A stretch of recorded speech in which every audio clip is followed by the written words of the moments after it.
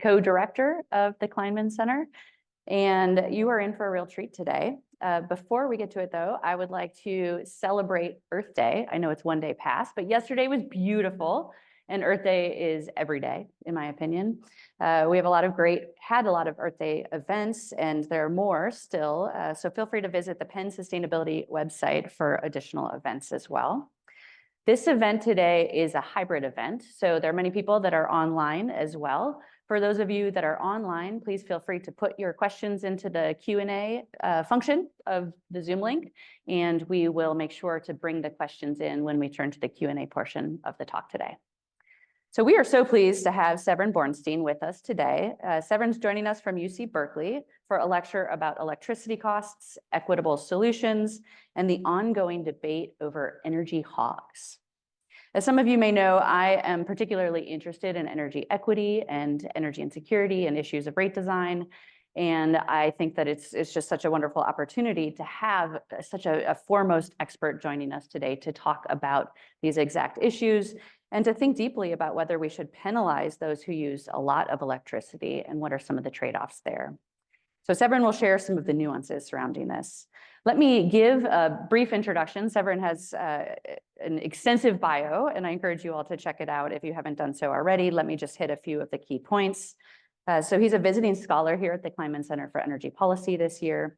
He is an E.T. Grether Professor of Business Administration and Public Policy at Berkeley's Haas School of Business and the Faculty Director of the Energy Institute at Haas. He is also the Director Emeritus of the University of California's Energy Institute. Severin received his bachelor's degree in economics from UC Berkeley and his PhD in economics from MIT. And his research focuses primarily on business competition, strategy, and regulation.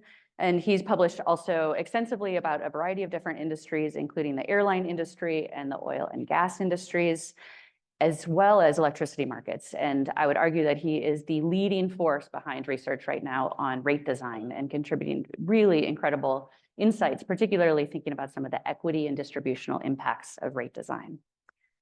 Severin's also a research associate of the National Bureau of Economic Research in Cambridge, Massachusetts, and is a member of many heavy-hitting board committees and task forces, of which I'll just give you a few. The Board of Governors of the California Power Exchange is one, the California Attorney General's Gasoline Price Task Force, and one other is the Emissions Market Assessment Committee, which advises CARB, the California Air Resources Board, and thinking about their cap and trade market operations. There are more, however, please do check it out. But now I will turn the floor to Severin. Thank you again for joining us today. And following his presentation, we'll then turn to Q&A between the two of us, then to the audience. Take it away.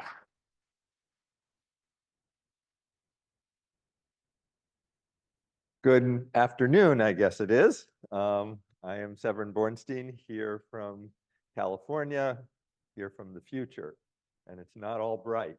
Part of what I'm going to talk about today is what California is experiencing and what the takeaways are for the rest of the country and the world on that.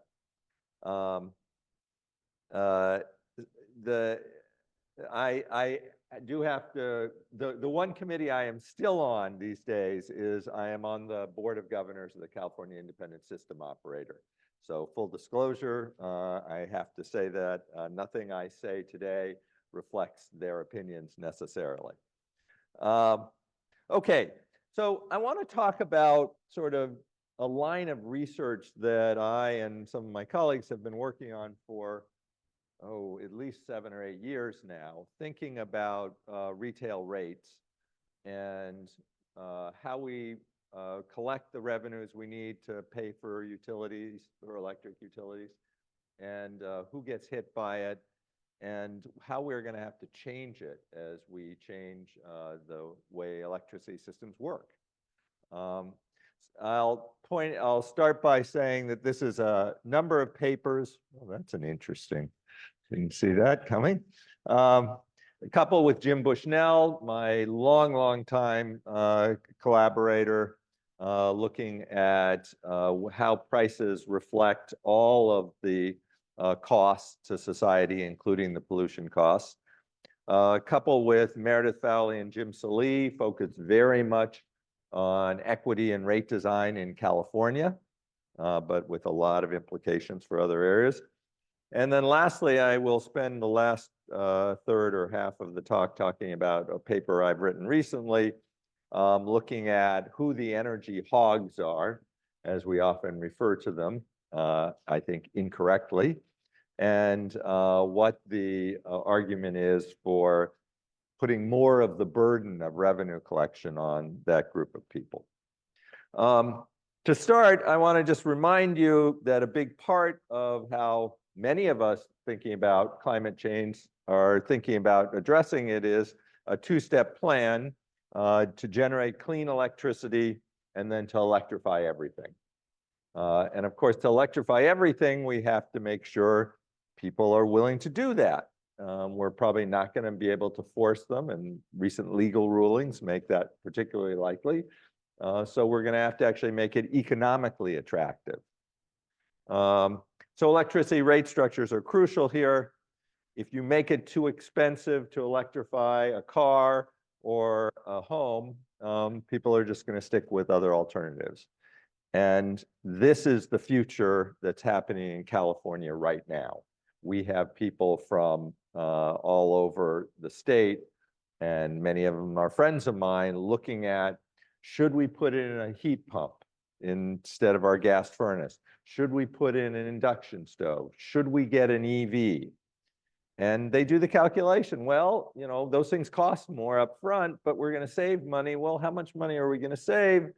And the answer is not that much these days, because prices in California are so high for electricity. And that's a barrier to consumer acceptance of these. Prices are high in California. This graph is actually a bit out of date. There's a lot of the research we've done has used data that go up through 2019 or 2021. I have recently been updating a lot of at least back of the envelope calculations, so I will tell you about some other results. I don't have as many pretty graphs. California rates have risen, adjusted for inflation, by about 35 to 40% since 2020. That's after inflation. So California rates have just skyrocketed in the last few years. And I'll talk about why that is, but it's largely responding to what climate change is doing to California right now, in particular wildfires. When you think about that, that's actually something that's likely to hit other states, and we're starting to see it, not nearly to the extent of California yet, around the West with wildfires. And you may have heard of the fire in Oklahoma about a month ago. Maybe not everybody follows these things as closely as I do.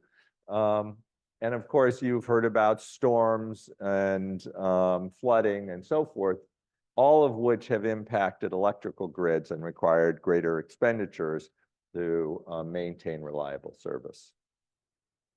A little more on the context.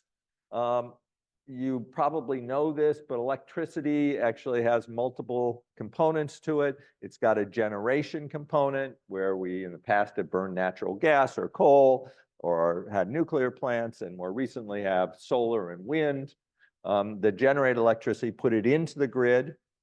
That part of the market's actually pretty competitive. The next step, though, is you put it onto wires.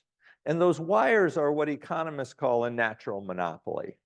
That is, you're not going to have a competitive market for running wires around the area, either the big transmission lines or the smaller low voltage distribution lines.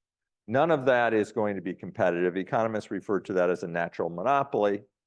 And what a natural monopoly generally means is very big fixed costs and very low marginal cost of using it.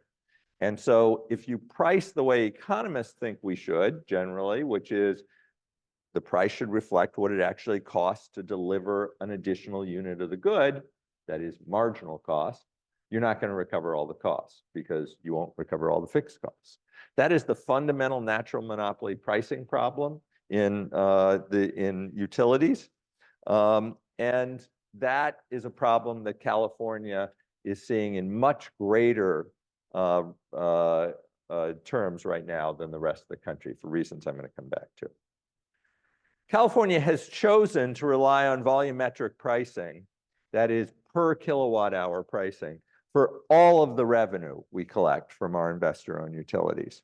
So unlike you here in Pennsylvania, where you have a fixed monthly charge and then a price per kilowatt hour, we don't have a fixed monthly charge. You don't have much of a fixed monthly charge either. In fact, almost no one in the United States has much. The average fixed monthly charge is about 10% of the bill. 90% of it is still being collected by a per kilowatt hour charge. And that's going to really matter. So we fund pretty much every part of the grid through these revenue collections. And most of that is coming through high volumetric rates. Those volumetric rates, when they're way above the marginal cost of actually providing the electricity, the difference is what's going into paying for all these other costs. Some of them are things just like poles and wires.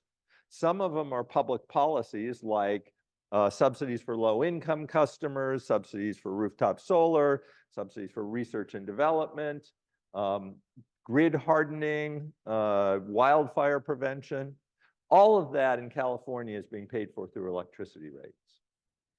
Not surprisingly, that creates a big gap between the marginal cost of actually sending another kilowatt hour to you and the price we charge you, because we're collecting all these other fixed costs. We call that an electricity tax. Now, we do that partially to get people's attention, but partially because it actually fits the definition of what economists consider a tax. That is, a tax is something that pushes the price above the efficient level, marginal cost, in order to collect revenues for other stuff. Okay? Importantly, what it means is that when people start making a decision of, should I consume more electricity? Should I get a heat pump? Should I get an EV? Should I substitute towards an electric stove? They think about, well, how much is it going to cost to run that? And when they do that, they're going to think about that volumetric price. And if that volumetric price is really high, it's going to discourage them. Give you an example right now. In California, which you probably have heard has very expensive gasoline, I've noticed everyone in the country knows that. We also have very, very expensive electricity. So expensive that if you compare a Tesla 3 to a Prius hybrid, which turn out to be about the same size cars, they are about at parity for fueling right now. That is, it costs just about as much to fuel a Tesla 3 as it does a Prius, even though the actual cost of getting the electricity to the Tesla 3 is about a third of the cost of the gasoline. But we're marking up that electricity so much that we're making it uneconomic, or at least we're taking away the fueling cost advantage of electric vehicles. When you do that, people are less likely to buy electric vehicles. So that cost recovery burden falls on anyone who consumes electricity. It turns out, when you do it that way, when you recover revenue that way, and you think of that as we're taxing electricity to cover all these other costs, that is an incredibly regressive tax. It falls disproportionately on low-income households. Okay, to just fix ideas, for those of you who don't spend a lot of time in California, we have 3 big investor-owned utilities. They're not the biggest ones on this map. Oh, that doesn't show up. PG&E, Southern California Edison, the pink and the yellow, and the green down in the bottom, San Diego Gas and Electric. PG&E and Southern California Edison both have about 5 million household customers. San Diego has about 1 or 1.5 million. PacifiCorp, which covers a lot of ground up in the top, doesn't actually have many customers. Not many people live in that part of California. So that just to fix ideas. I'm going to show you results for PG&E today because they're not that different across utilities. PG&E is sort of the middle case. What this graph shows is that idea that I was talking about, a marginal cost. And what I'm going to call it social marginal cost, because it includes the cost of pollution, particularly the greenhouse gas emissions. So this is a breakdown of social marginal cost over the 2010 to 2019 period. You'll see at the bottom are things like the extra capacity you need sometimes to get electricity to households, the transmission capacity you need, the generation capacity. This isn't all of the cost of those things. This is just the extra to get if you are consuming electricity during peak. Then that big sort of darkish gray area, which is actually the cost of the energy. And then there's a little slice that you can barely see, which is ancillary services, all the stuff to keep the grid in balance. There's the lighter blue, which is the greenhouse gas emissions, some of which in the darker blue are paid for through our cap and trade market. And then at the very top are line losses, because it turns out you lose electricity between the generation and consumption. Importantly, if you go over to the left side, you will see the price. The social marginal cost, everything in California is less than 10 cents a kilowatt hour. And that's still true. This goes through 2019, but if you do the same calculation for 2024, it'll still be about around 10 cents a kilowatt hour. The retail price of electricity for me, a residential customer who's not on the low income program these days, is around 45 cents a kilowatt hour. The gap is enormous. Now it's enormous, it's big in other places. It's not as big as California. We've seen that huge run up in rates over the last few years, primarily to pay for things like wildfire prevention and so forth, that isn't a marginal cost of providing electricity. If you're going to have a wire, regardless of how many kilowatt hours go across it, you still got to do the same technology to prevent wildfires. So we have this big gap, and that's causing a problem. If you just do what we're doing right now, charge everybody a really high price for electricity, you have two problems with that. First of all, you don't have, you're going to disincentivize consumption of electricity, and you won't have people switching from natural gas and gasoline.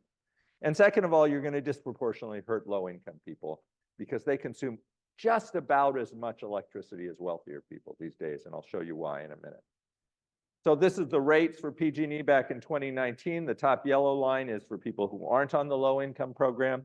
The middle green line is for people on the low-income rate, and the bottom red line is social marginal cost.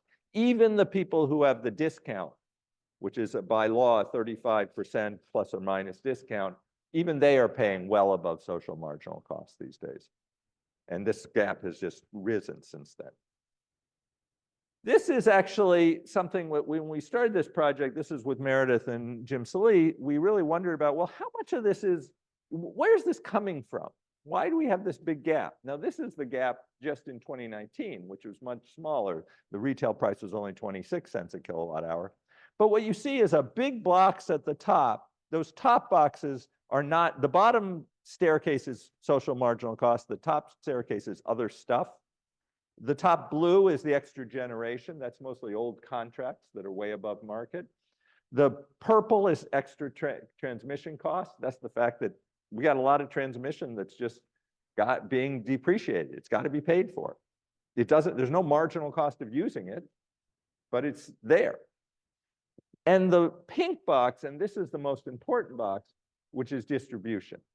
Distribution has just skyrocketed in cost. And that's because those lines that go through our neighborhoods are what are start fires by and large. And so we are having to make huge investments, and in California, underground a lot of that.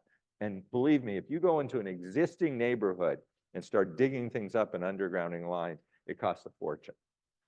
So that has just gone way up. And then way over on the right are public purpose programs.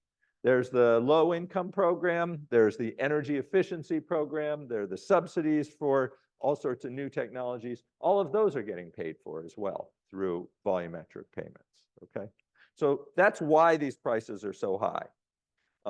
What are they? I think I've named legacy infrastructure costs, contracts, vegetation management to prevent fires, distribution system maintenance, grid hardening. We're putting in all these new technologies now to shut off lines in a tenth of a second when there's a short so they don't start fires. Compensating past victims of wildfires, subsidies for new technologies, and so forth.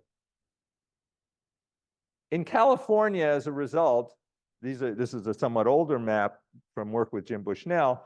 The blue areas are where prices above social marginal cost. California is way, way above social marginal cost.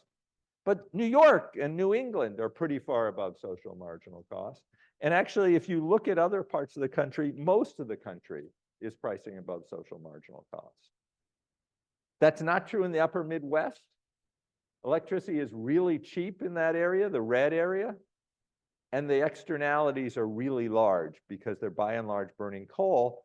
And it's not just the CO2 emissions of coal, but it's the SO2 that causes acid rain. And that has a very big negative environmental impact as well.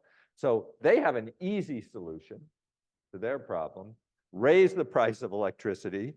They do have fixed charges. Get rid of those fixed charges in order to get prices that actually reflect the true cost of consuming electricity. Even if they did, it would push the prices up to something like 13 cents, 14 cents a kilowatt hour.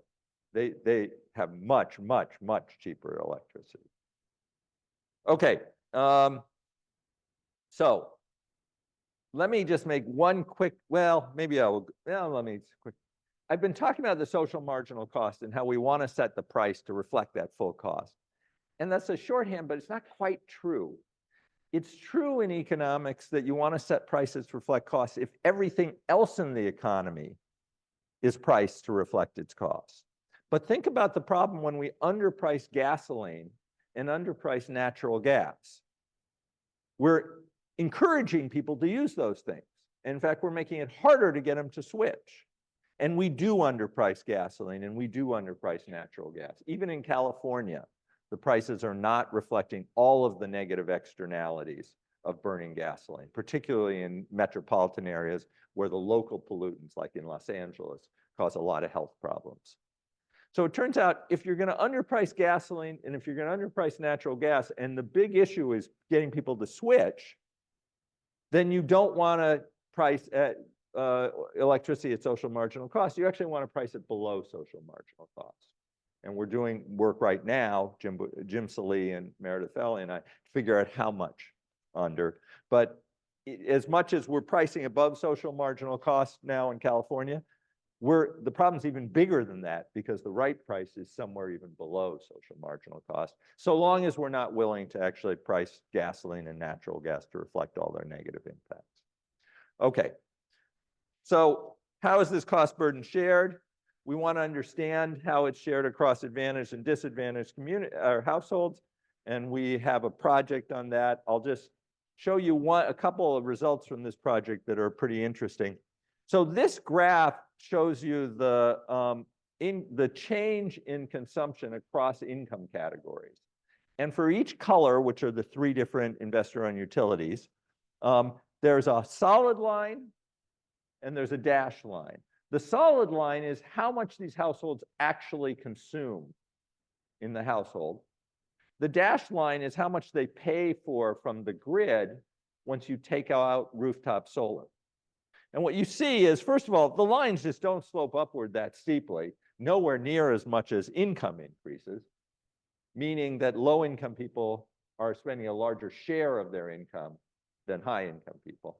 But secondly, when you take account of rooftop solar, the lines get almost flat because wealthier people disproportionately put in rooftop solar, and when they do, they stop consuming as much from the grid.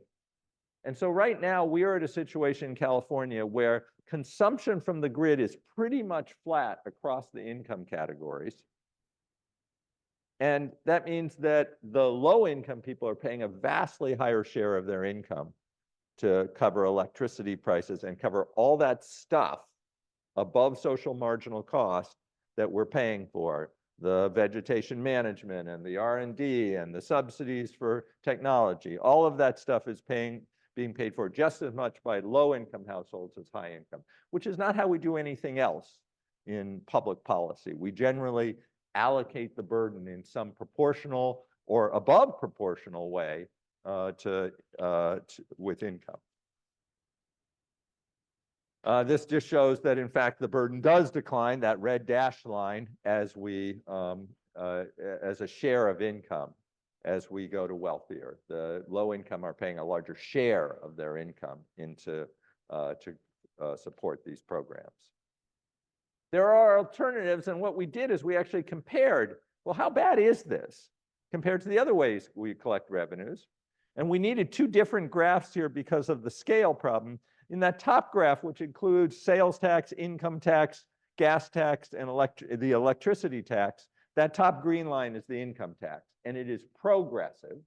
It is actually taking a larger share of income from wealthier people, which is how our federal tax is and how the California state income tax is, which is what that reflects. You can't even see the difference between the other three because of the scale of the income tax being so progressive. So we then break it out, and what we find is the sales tax, which we generally think of as a pretty regressive tax, is still not as regressive as electricity tax. The electricity tax is about as regressive as the gas tax, which is one of the more regressive taxes that we use. So this is not a great way from a societal equity point of view to collect revenue. It also creates a cost premium for electrification. These numbers are from our 2019 calculation. Roughly speaking, if you wanted to say, well, what does it look like today? It is about double these numbers today. So if you wanted to ask the question, how much are we penalizing getting an electric vehicle in PG&E territory? We're probably penalizing it about $1,400 a year compared to if we charge people what it actually costs to deliver the electricity. We're penalizing a heat pump probably around $1,900 or $1,800 a year compared. And a heat pump, I mean, these are huge numbers when you start talking about the cost difference between buying an EV and or a regular car, or buying a heat pump or putting in a gas furnace. So we really are inefficiently discouraging. What are the alternatives? One idea, and the one that I am most fond of, is look at what we're paying for. Put the stuff that's not actually part of supplying electricity into the state budget and pay for it that way. The state budget is a huge budget. We put a lot of stuff in there. We pay for it progressively, mostly through the state income tax. That has been, there was a little hint of interest about 3 years ago when the state was running a surplus. This year, the state is right now looking at a $70 billion deficit. And I'm just being told, well, that's just unrealistic. So apparently it's unrealistic to pay for it that way, but it's realistic to continue burdening the lowest income households by paying for it through the electricity tax, which is what we're doing. An alternative, which we sort of came up with because as a fallback, but has gotten a huge amount of attention for reasons I'll explain in just a minute, is what we call an income graduated fixed charge. So remember, the problem is that we're charging people too much for that electricity to run their EV or run their heat pump. What if we charge everybody a fixed charge just to be hooked to the system, but then a very low price for all the electricity? Well, then when you think about, should I get an EV, the fixed charge is irrelevant because you've got to pay that anyway. It's only the marginal price that matters. The problem with a fixed charge for everyone is if you charge a uniform fixed charge, that's as regressive or more regressive than what we're doing now, because the fixed charge is the same for a low-income household as a high-income household. An alternative, which we suggested in a paper in 2021, is an income graduated fixed charge, where you have an income that you have a fixed charge, but if you're poor, you pay a low fixed charge. If you're wealthier, you pay a progressively higher fixed charge. It's an income tax hidden inside an electricity bill. There's no bones about it. That's what it is. But if the legislature is unwilling to actually pay for it through the income tax, then maybe this is a fallback. This got more attention than we could have imagined. And in 2022, a legislator, we don't know who, put it into the state budget at the last minute during negotiations and said the Public Utilities Commission shall institute an income graduated fixed charge. So there's a fight going on in California now about how to do that. And some legislators who voted for it now are saying, whoa, we never knew this was in the bill. We don't like this idea, and are trying to repeal it. So we don't know where that's going to come out. Regardless of where it comes out, there are a couple problems. One is the legislature did not give the PUC the authority to actually figure out what people's incomes are. So if you can't do income verification, then you can't really do this very well. They would need to hook them up with the state tax authority, and they didn't do that. So we've come up with a really ham-handed proposal. We haven't. The state has come up with a proposal where there are only two categories. There are people on the low-income electricity program, and they will pay $6 a month. And there are people, everybody else, and they will pay $24 a month. First of all, these aren't very big numbers compared to the gap. But more importantly, this won't distinguish between somebody who's at 201% of poverty and therefore doesn't qualify for the low income program, and somebody who makes $2 million a year. They'll all pay the same. Secondly, and more practically, in some ways, in California, the residential demand is about 1/3 of the total demand. And this does nothing to address commercial and industrial. And there is no natural analogy in commercial and industrial. Fixed charges don't really make sense when you're looking at a corner bodega and the Google campus. You can't charge them the same fixed charge. So the income graduate fixed charge has pushed ahead. I guess I've covered most of this. It would look something like that in our ideal world, that orange line. As your income goes up, you pay a bigger fixed charge, but it's not going to look like that. In the proposal, there are only 2 levels. And so you can see why that's not a great outcome. And we show that basically low-income people would on average be winners in our design, but it's not as clear in the design. But there are a lot of people opposed to that, and this is what I want to spend the last few minutes on. One idea is this will encourage wasteful use. If you lower the price of electricity, people won't be thoughtful about how they use electricity.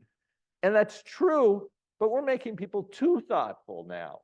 When you charge people 45 cents a kilowatt hour, they go to extraordinary means to not use electricity that don't make sense because it doesn't cost that much.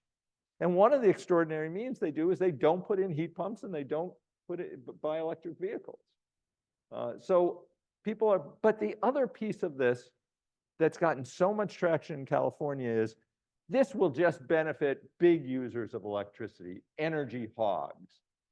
And the little users, the people who are efficient, will be hurt by this. And there's truth to that, right? If you take the volumetric charge and you move it into a fixed charge, the people who were consuming a lot of volume pay the same fixed charge, but we're paying a much bigger volumetric charge, so now they win. The problem with this argument is that those people are assumed by the proponents of this argument to be somehow inefficient consumers. And I've always questioned that because we're making a comparison of households, and there's so many other things that differ across households.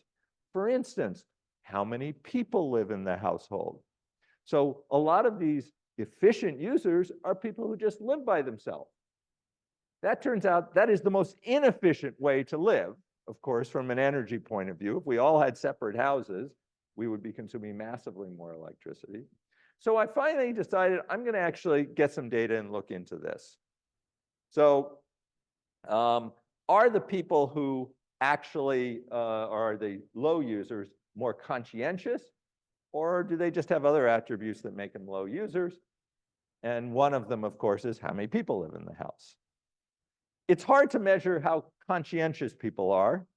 It's easy to measure these other things. And so what I did is I took the people who would ostensibly be the hogs, and I said, well, what if we adjust for things? So let's start, I'll skip through. There's a great survey of 30,000 California users, and that's the data I use here. So here's what I'm going to do. Those little dots over on the right end of the line each represent 1 percentile of the consumers in the residential consumers. And the 20 dots at the right are what I'm going to call the energy hogs. They're the people who are the 20 percentile highest users.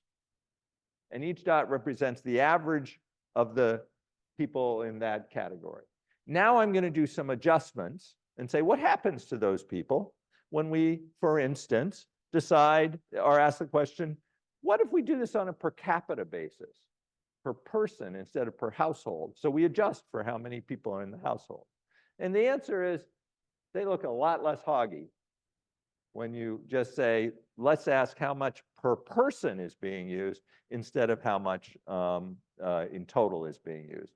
And that's because the people at the top end have more people in their houses than the people who are at the bottom end. Another thing we could ask is, what about rooftop solar? Because this hogginess is based on net electricity. And of course, one reason people don't consume much electricity from the grid is they put in solar. And they're still actually consuming most of their electricity from the grid, but they're using the grid as a battery. They're shooting electricity in when the solar is producing a lot, taking it out later. But what if we said, well, if we're really worried about people being wasteful, let's ask the question about consumption, not the production part of the house that's on the roof, but the consumption part. So instead of looking at net, let's look at gross consumption, that is adding back in the, and it turns out when you do that, people shift even further to the left. And then finally, I'm going to look at where they live. So if you're familiar with California, you know we have a coastal area, which is much wealthier than the inland area, the Central Valley. The Central Valley, the people who live there tend to be poorer. It's very agricultural. And the people who live there are living in very hot climate. So they tend to actually consume more electricity to the extent they can afford air conditioning. Those of us, and I'm one of the lucky ones who live closer to the coast, get natural air conditioning because the ocean gives us breezes. So I asked, well, what if we control for that? What if we sort of ask the question, given where you live, are you a heavy user or not? And the answer is, I think we already said all that. When you do those three corrections, the people who started out as the hogs actually look pretty much like everyone else. It turns out that 75% of the difference between the people who are above the median consumption and the people who are below the median consumption is explained by those three factors. How many people are in the house, whether you have rooftop solar, and where in the state you live. The hogginess that that many people are set to punish is mostly driven by things that I think hardly anyone would say should be considered hogginess or should be considered something that we should punish. And so I think that when we go down this route of, oh, you might be interested in the angels. The energy angels, they're the ones that are the bottom 20%. It turns out the energy angels are by and large people who have rooftop solar. When you control for rooftop solar, they look like pretty much the rest of us, except they have little halos that they walk around with, or at least they believe they do. So the energy angels are generally live on the coast and still put in solar, even though it's not, some places aren't that great for solar, and tend to have fewer people in the house. Those aren't really angelic things that we probably want to reward, but that's what's driving low consumption. Okay, I'm going to just finish up quickly. I think I said all that. Okay. I want to leave you with thinking about this in the larger context, because we started out saying something about, well, you know, we got to, somebody has to pay more. The people who consume too much, who are really doing bad things to the environment, they're the ones who should pay more, the hogs. But we only do this in electricity. We don't do this in anything else we buy. And it turns out, if you do the calculation, residential electricity only is about 15% of primary energy use in this country.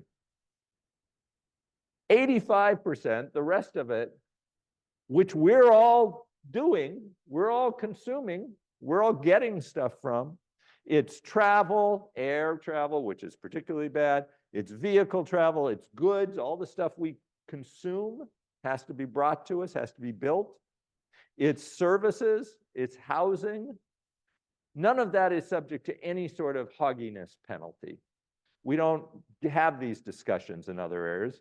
In my opinion, it's probably because those aren't regulated industries, and so we don't have a policymaker saying, let's do good with the way we set prices. We just have markets set them.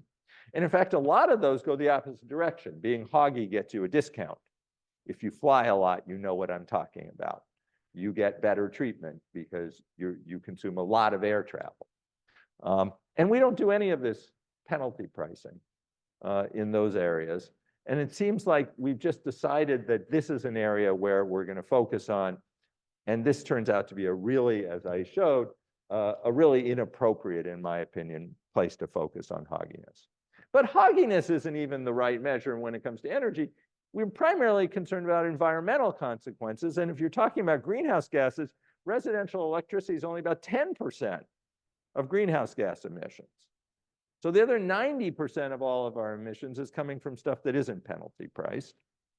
And it's actually probably a much smaller share of that for local damages, because it turns out that most electricity generation, even though some of it is pretty polluting, isn't in the middle of cities. And a lot of the local pollution damages are on the very immediate area around it. Having heavy trucks going past your house is much worse than having an electric generator, a coal-fired generator serving you, because the coal-fired generator is probably many, many miles away. So I think, again, we're really missing the point when we start penalizing electricity hogs. So I'm going to leave you with one final thought, then I will stop.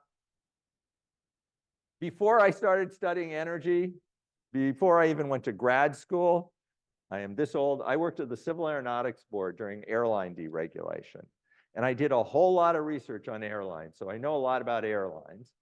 And I started thinking about, well, how bad is this electricity stuff?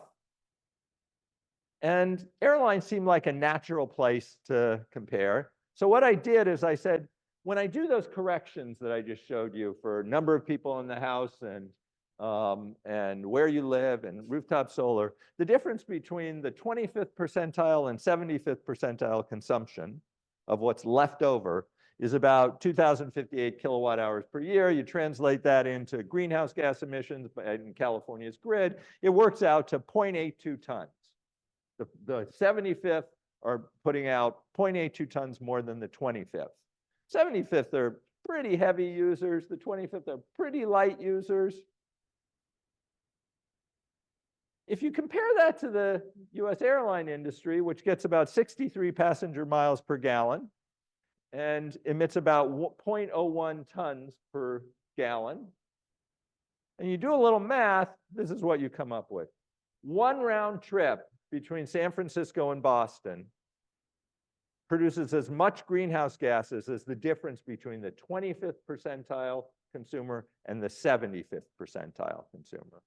2 round trips between San Francisco and Boston, or 1 round trip between San Francisco and London, produces as much as between the 10th percentile and the 90th percentile consumer.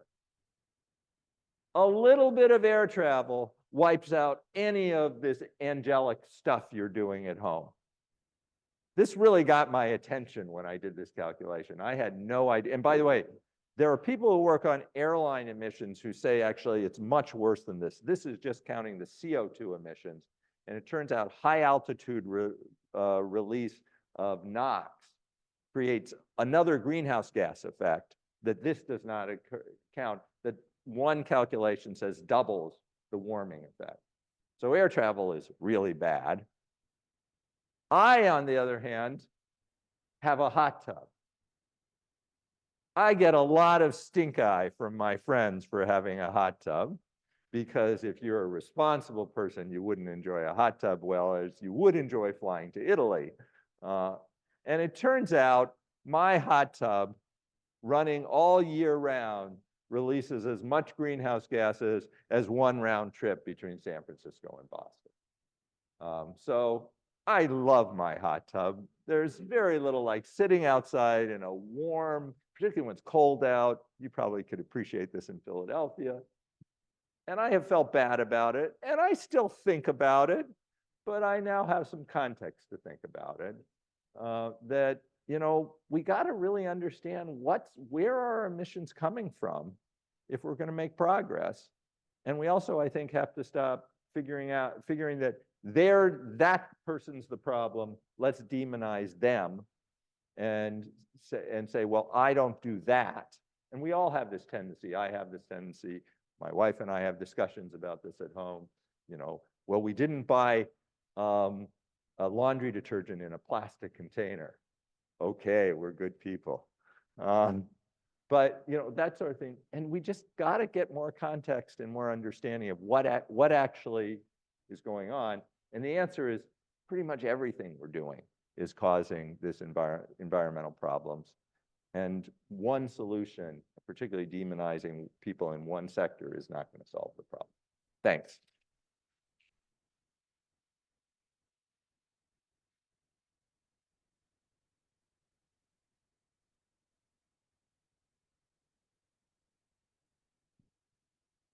December.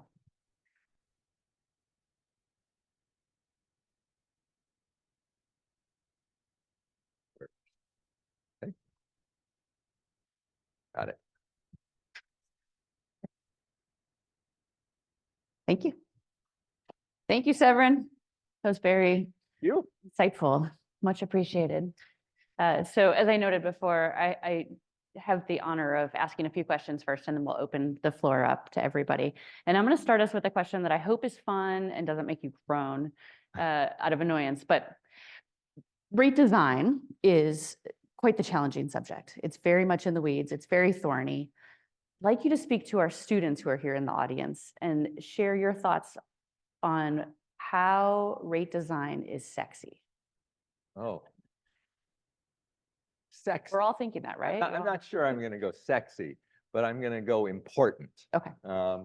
And why they should focus on it, maybe consider focusing on it in their future professions.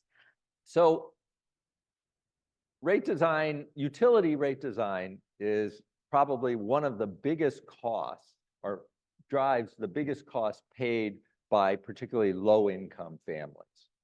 And so if we are really thinking about how do we decarbonize in an equitable way, you know, low-income families are not the ones flying to Italy. They are the ones who are trying to get through day by day. And if you ask them where their biggest burdens are now, and we haven't even gotten to future, but now they will often say utility bills. That's going to get worse. It's going to get worse because a lot of the costs, not the cost of greening the grid, there'll be some cost of that, but actually renewables have gotten so cheap that at least for a long while, that's probably not going to have a big effect. It's the cost of what climate change is doing to the systems that we're going to have to pay for more immediately. And I come from the future, California. We're already doing it. We are already paying billions of dollars. Just to give you an example, PG&E, the largest of those three utilities, has an annual revenue requirement around $29 billion. This year, they are asking for an extra $7 billion to address undergrounding and grid hardening. So they are throwing in essentially another quarter of their revenue requirement this year alone in order to address what climate change is doing to the grid. Now, part of that is wildfires, because we have a very problematic wildfire situation, which is climate change. Just to be clear, yes, lines sparked, they sparked 30 years ago. But 30 years ago, they didn't start catastrophic fires.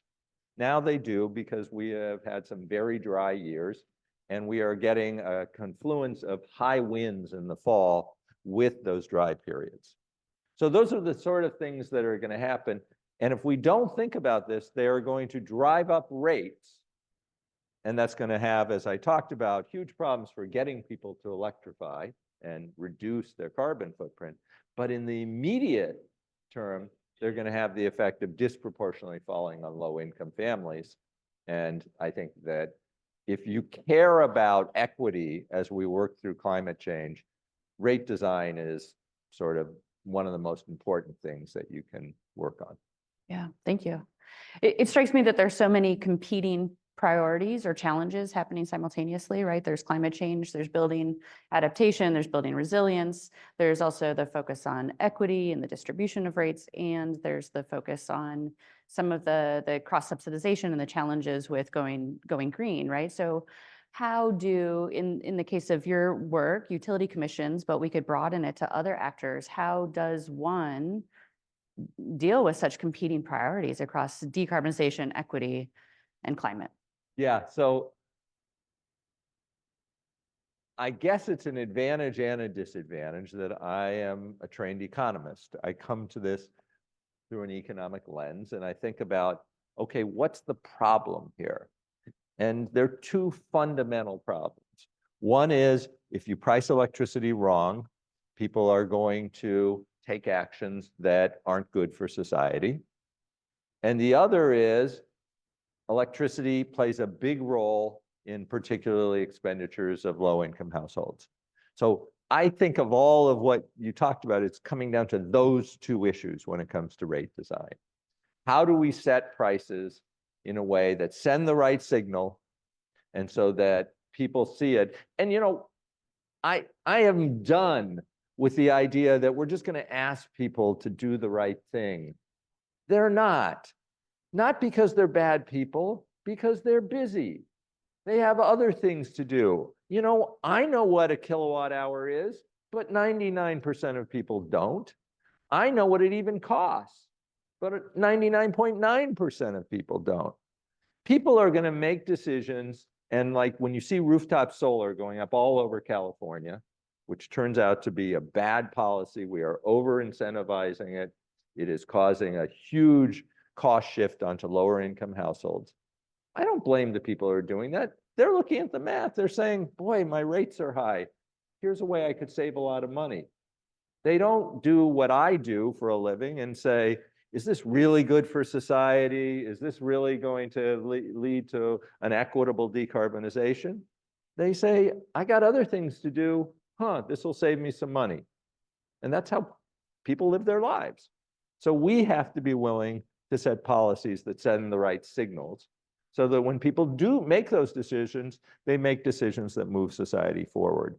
And I think the two ways we need to do that is we need to set prices that actually send the signal, this is something that's good for society, or this is something that's bad for society. If you're going to engage in a really polluting activity, driving a car that gets bad gas mileage, you're going to pay a lot. If you're going to switch and drive something that has less of an environmental impact, you're going to save money. At the same time, and that's a great example because we know who's going to be the last ones driving gasoline vehicles. They're going to tend to be people who are poorer. We have to address that. And so it's not going to be enough to just set the right prices. We're going to have to say, okay, when we set the right prices, how do we help people who are disadvantaged deal with that? And that can be programs that get them electric vehicles. It can be making charging available in their neighborhoods, all of those things.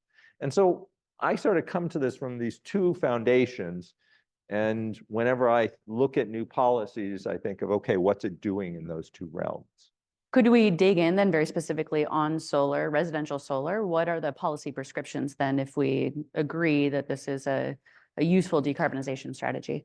So I come from the future, California. Half of all the residential solar in the US is in California. Hawaii has more on a per capita basis, but it's still tiny compared to California. California at this point is getting 20% of all of its electricity off, residential customers are getting 20% of all of their electricity off rooftops. And the problem with that is when the price is 45 cents, but the social marginal cost is 10 cents, and you're thinking about, should I put in solar? This part doesn't matter. You don't know what this number even is, let alone what the term means. This number, you know. This is the number that you're going to save when you put in residential solar, and the solar company is going to tell you that. Here's how much we can save you by putting in solar. And so you're going to get a lot of people putting in solar, not because it's good for society, that's this number down here, because it's good for them. And the difference still has to be paid because it's paying all those fixed costs I told you about.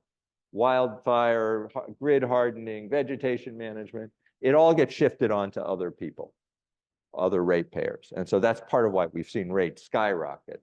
And if you're interested, I put a blog out actually yesterday on this very subject. And the cost shift now among residential customers is about $3 billion per year from people with solar on to people who don't have solar. And the people who don't have solar, people with solar, according to a recent Lawrence Berkeley Lab study, have income about 70% higher than the people who don't have solar.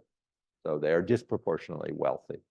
What should we do about that? In my opinion, what we should do about that, I should say a little bit about the history. We got here because long time ago, rooftop solar was not very cost effective. It wasn't even very cost effective from the household's point of view. Prices weren't that high, and it was really expensive. But some people wanted to do it, and the utility said, sure, what the hell, go ahead, it's not very much. We'll just net it out of how much you consume. So that's where net metering came from. Net metering was never a very accurate measure of the value of the solar because a lot of that is still coming in at times when it's not very useful, but it's gotten much worse. We now in California are awash in power in the middle of the day, not just because of rooftop solar, because of grid scale solar. At noon, this grid is producing massive amounts of solar power, and we don't really need it. In fact, we're trying to find places to sell it. So we are overcompensating it, and we are telling people, and we are saying, if you put it in, you still get to save this number up here. California has taken a baby step. They changed a policy, extremely controversial. The solar industry went to the mat fighting it, so that if you export power into the grid, you get paid something like the real value of it for the time, not which is going to be down here, rather than the retail price. That was a big step in the right direction.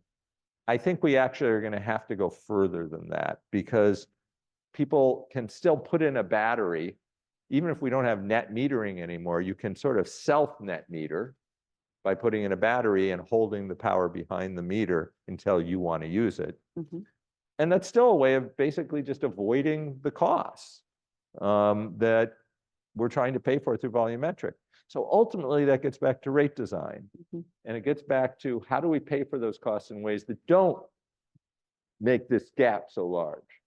And that, in my opinion, is moving a lot of costs out of electricity bills and recognizing that if we're going, look, we're paying for seawalls, we're paying for flood control, all of that's through the state budget. We're paying for fire management. If a tree is 500 feet from a power line, that is CAL FIRE's problem, our fire district problem. If it's 50 feet from a power line, that's the utility's problem. And that goes into your electricity rates. The problem's the same problem, it's climate change.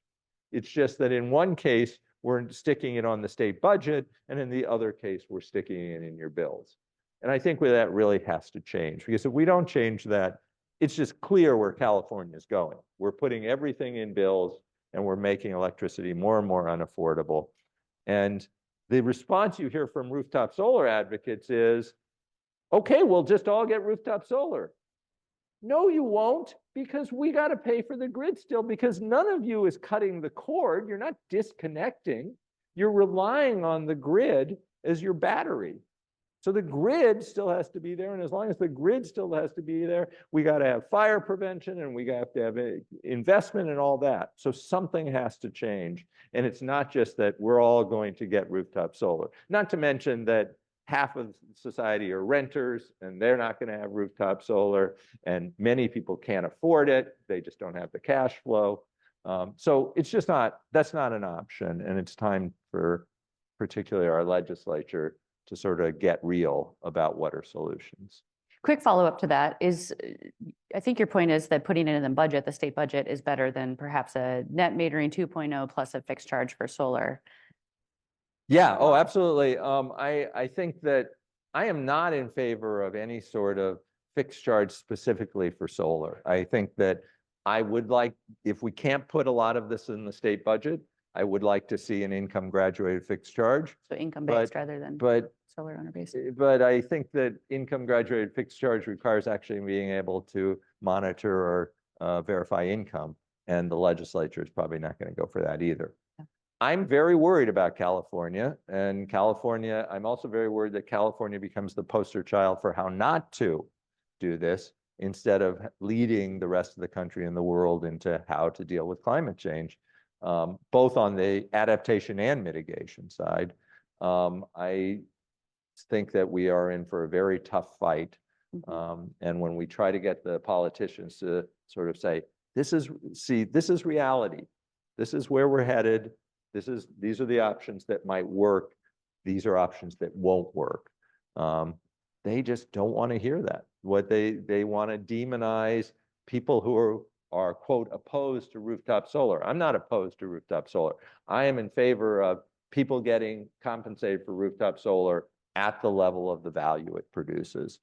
If it doesn't produce enough value, that's okay with me. I think that there are other renewable sources we can use. There are going to be places it produces a lot of value, particularly places where the resilience value is high, and particularly with wildfires, this is becoming more and more important, where people say it's worth it because when the power goes out, with a battery, I can still have electricity.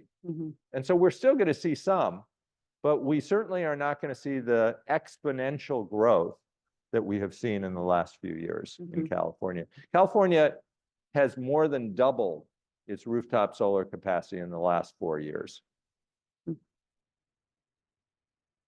Let me ask about the angels. I keep questioning in my head whether the angels are truly the halo conservationists, right? Or if a lot of them are low-income households that can't afford to turn their air conditioning or their heat on to the right setting to live in thermal comfort. Have you dissected the angels, and can you talk to us about what I didn't show about the paper is I look at who are the angels before you do those adjustments and who are the angels after you do those adjustments. So before you do those adjustments, there's I forget the number. I think it's like, well, doing those adjustments greatly increases the share of households among the angels who are low income, who are measured as percent of poverty. Because basically, before you do the adjustments, the quote angels are people who live alone, people who have rooftop solar, and people who live on the coast, where you don't need much air conditioning.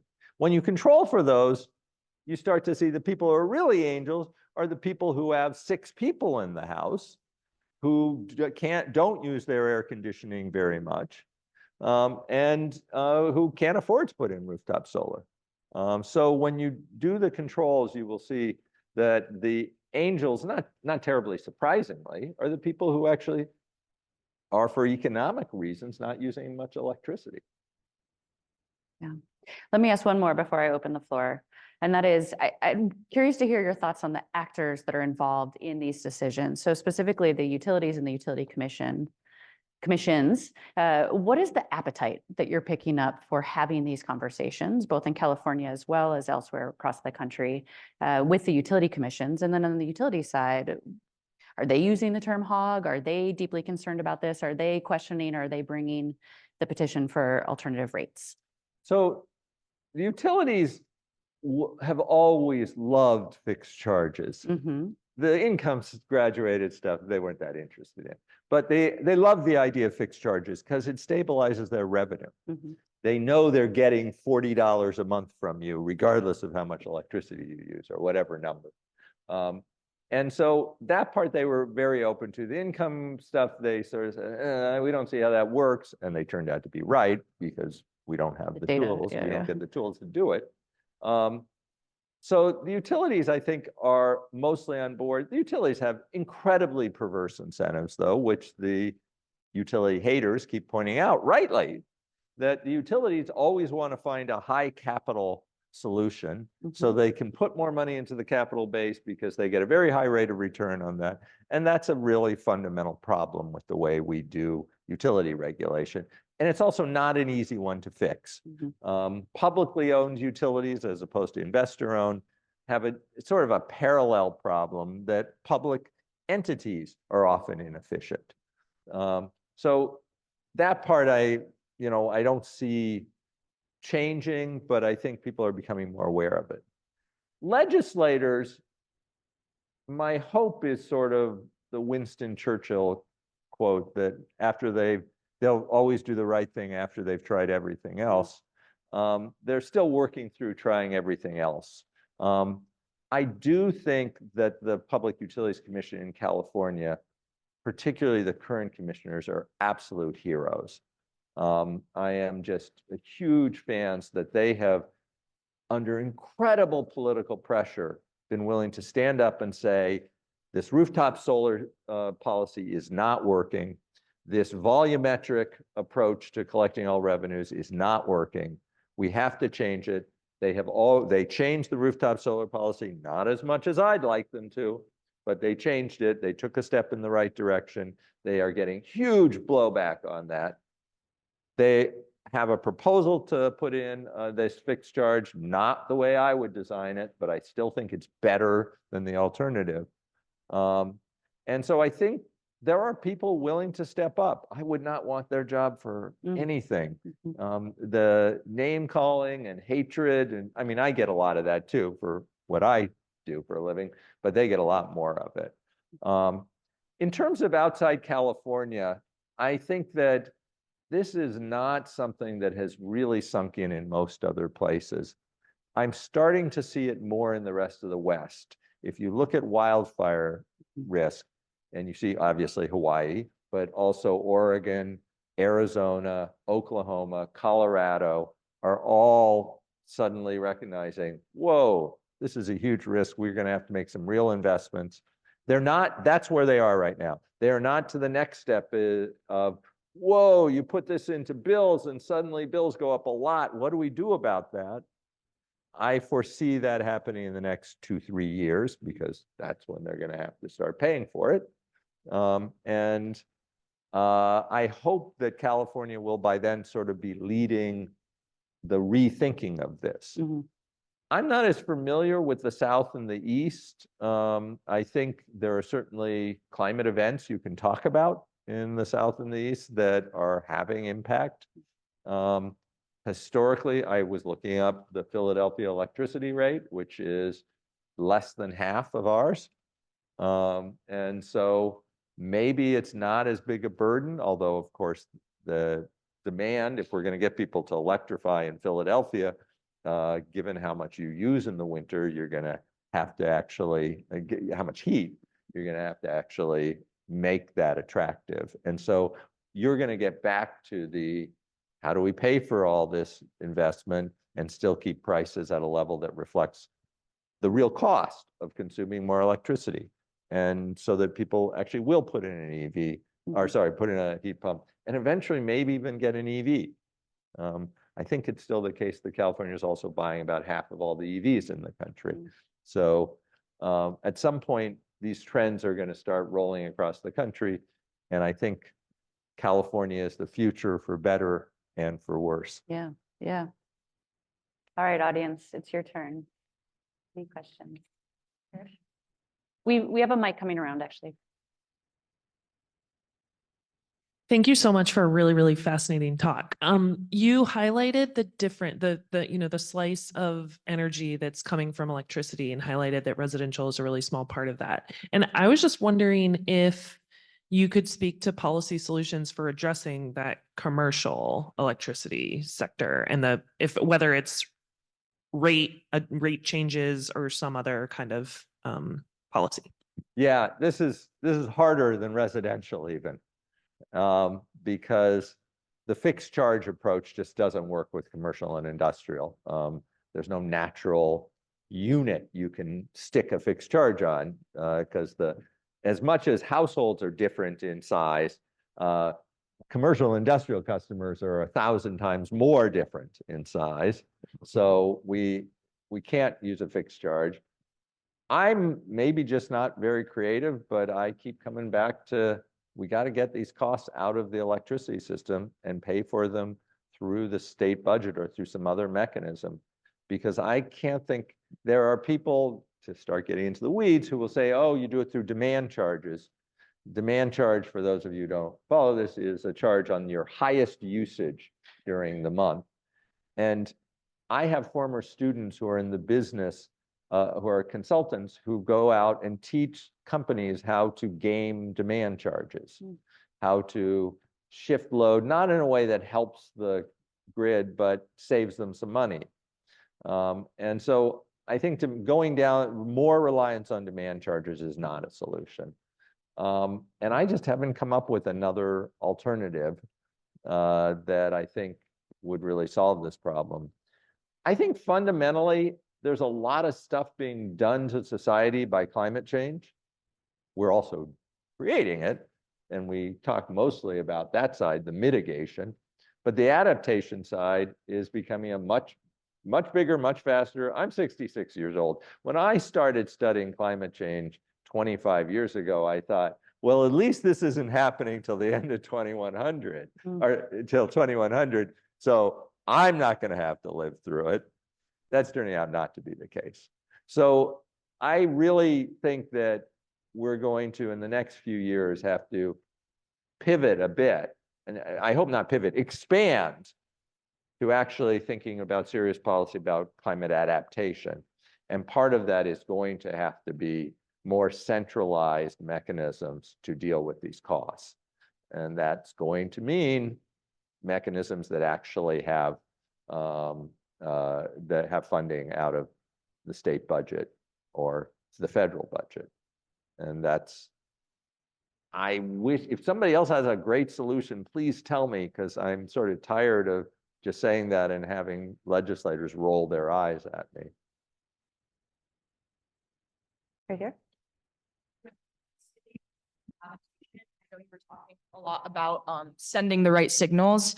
So I'm curious if you think about the issue of like heat, and particularly urban heat in a place like Central Valley in California, or maybe this is more applicable in like the developing country context in places like India, where you have more low income households installing AC units or using AC as, they're dealing with hotter climates and the health and environmental impacts of that. But how do we kind of balance, the need to adapt to hotter climates with the environmental impact of the adaptation methods, like, the emissions or like the carbon footprint of installing an AC unit in a low income household?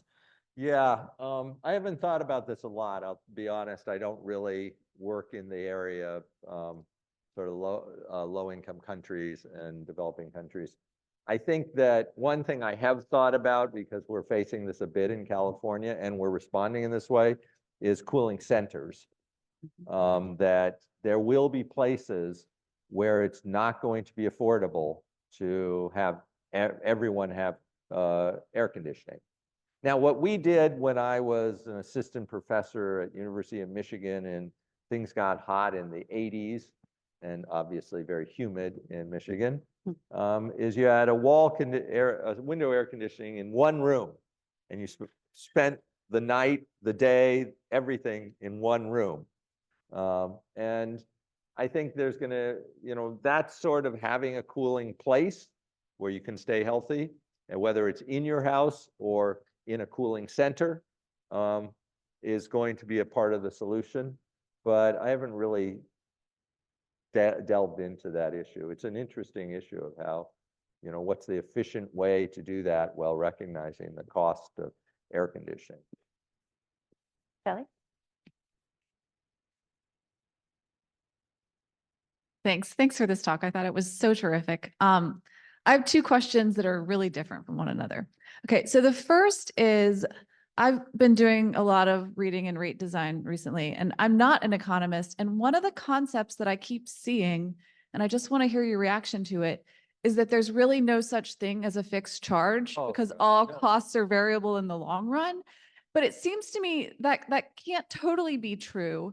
And yet it is partially true that regulators are making decisions about what, ultimately ends up a fixed cost. So I just wonder how you think about that assertion, particularly when wildfire costs are rising and seem like they're kind of fixed now. Okay, so that was my more theoretical question. And then my Let me practical, answer that one yeah, before okay, we go yeah, on, great. 'cause- so first of all, if I had more hair, I'd be pulling on it. The people who say this didn't learn economics. So a fixed cost is not a cost that never changes. A fixed cost is a cost that doesn't change with the quantity of product delivered. So, and it's completely context specific.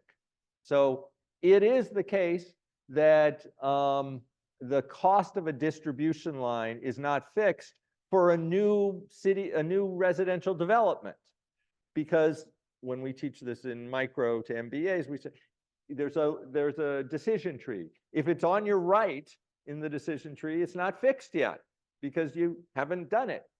But once you've built the new housing development and the lines are in, it's a fixed cost. You got to pay for it regardless of how many kilowatt hours flow over that line. So when we ask the question, what does it cost to give Severin Borenstein the electricity to charge his EV? Well, as long as he's not charging it at the peak time and constraining the system, none of that distribution cost is marginal. It's all a fixed cost for that context.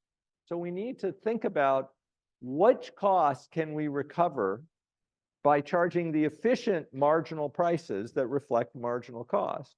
And everything else that's left over, whether you want to call it a fixed cost in some religious sense or not, doesn't matter. You're not recovering it with efficient pricing, so you got to find some other source. So this idea that no costs are fixed in the long run is technically true and completely irrelevant for policymakers. So I think the way that it maybe is relevant in this context, or the way that I've seen people use it, is that if a utility thinks that it's going to recover its fixed cost through fixed charges, it may incentivize the utility to do different things than it otherwise would do, right? So this gets back to sort of how utility incentives relate to rate design. Yeah. And there, I think that might be real. Okay, let me ask That's not a fixed cost problem. That's a perverse incentives problem that I sort of referred to, that we give them the high rate of return. They want to put everything into capital. So the other thing I wanted to ask you about is, I agree that we should just take regressive charges out of rates, but assuming that the politics of this are really challenging, I had a third option to float as an idea, which is I wonder if there's a way to differentiate the angels from the hogs along the dimensions we want, which is to say, if you're somebody that electrifies, you get a different rate than people that don't. Right. So I wonder if you all thought about this and why you didn't put it forth as a solution. I've seen some commissions even think about doing things like special rates for people that have an EV. Okay, so first we have to distinguish between special rates for people who have an EV and special rates for the EV. Special rates for people who have an EV, we do in California, and it's pretty much an abject failure, because you say you get an EV, your whole house gets a different rate design. And people are, one of my best friends is very strategic about that they think about, well, if I get the EV, I get a lower rate for heating my pool or things like that. And it's basically not targeting very well. But what we used to say was not really feasible, which is a special rate for the EV, has become very feasible. Tesla knows exactly how many kilowatt hours you put in your car. There's a chip, it tells Tesla. We have not yet started using that, and there's a debate about billing grade data, but I think we're getting there, particularly given how crappy the billing systems are of these antiquated utilities. But once we have put those chips into the cars, into the heat pumps, it's perfectly feasible to have separate rates for the electricity they use. Should we? The economist in me says absolutely not. The marginal cost of electricity is what it is. We should not start charging different prices depending on whether we like what you do with the electricity. But, and I used to really have that view, I have evolved on this. I'm now coming to the point of thinking, you know, it's not perfect, but we got to move forward. We got to get people to adopt EVs and heat pumps and so forth.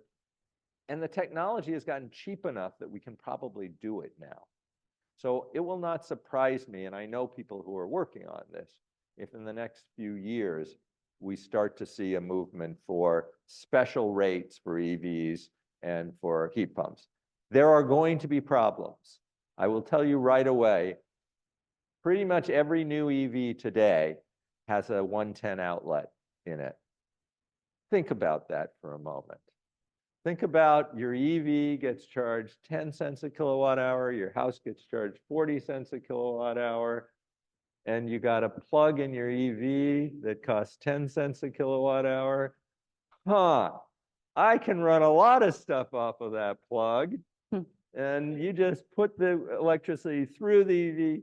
And then if you're more of a handy person, you skip the EV entirely and you fool the chip somehow. And so it's not going to be perfect, but I think that we may have to go there. And the downside of this, though, is if we still have all those fixed costs that we're loading into rates and we're taking out the EVs and heat pumps, the rates are going to go up. They're not going to go up hugely because there are hardly any heat pumps in EVs now. But to the extent that we are foregoing that, we're going to lose the ability to close that gap. So we're very tight on time, but I see that there's a few more questions. So I'm going to do this. It's going to be lightning question round. Okay. And Okay. the questions I'll have to be lightning. very short. Your responses will be very short. It'll be stimulating, and then we'll go out with a bang. So I'm going to read one from online. A few others are actually addressed already, and then I'll turn to you as the other one, okay? Those are our lightning. So this one is about different technologies that are being deployed, particularly DERs, distributed energy resources, including virtual power plants and electric vehicles, V2G capabilities. What do you see as the biggest gap in our energy policy currently to handle these technologies? Okay. You'll take, okay, yeah, go. VCPs. If we're going to put batteries and technology behind the meter, having them coordinate with the grid, and I say this with my grid operator hat on to some extent, is just hugely valuable. We're just wasting a resource. Yeah, so we need more and more there. We need Wonderful. to make that work. Yeah. Could you comment on the ability of utilities like PG&E to reduce that like $30 billion that they need through like other financing options or private solutions to manage like wildfires or retiration of other generation assets and things like that? No. I mean, the short answer, I don't know. It's always tempting to say these companies are massively inefficient, and if they just did this in a more efficient way, that would be great. I'm sure that's true, by the way. We haven't given them good incentives. I don't know what it would be, though. I'm just not deep enough in operations. But I hope that we will figure out how to give them stronger incentives to actually do that. There's a long history I'm happy to chat about performance-based rate making and how it hasn't really worked out the way we hope. That's wonderful. Okay, before we thank Severin, I have a few quick announcements, and then we'll do the hearty thank you. So first, Severin will be featured on our podcast, Energy Policy Now, so keep an eye out for it. It will air very soon. Thank you for doing that while here. Such a pleasure to have that. Anyone who's in the audience today that was really excited about the Visiting Fellow program, we are thinking about our Visiting Fellows for next year. So if you have suggestions, feel free to send us a note. And then finally, there's boxed lunches sitting outside the door that you can take with you as you leave. So with that, please join me in thanking Severin for a great talk. Thank you.